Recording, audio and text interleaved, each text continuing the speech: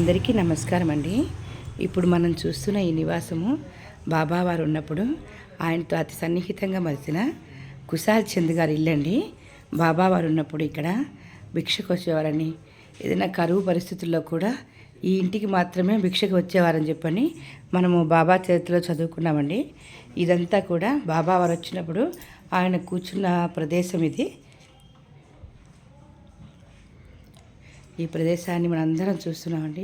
మీ అందరికీ ఇది ఇప్పుడు నేను లైవ్లో చూపించే ప్రయత్నం చేస్తున్నాను. మనందరికీ ఆ సాయినాథుని అనుగ్రహము, ఆయన కృపా కటాక్షాలు మనందరిపైన ఎల్లవేళలా ఉండాలని మనస్ఫూర్తిగా కోరుకుంటున్నానండి.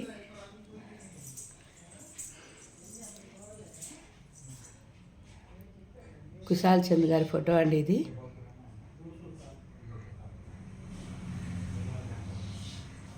ఎంతో ధన్యజీవులు అండి. ఈ ప్రదేశంలో అడుగు పెట్టగలిగాము.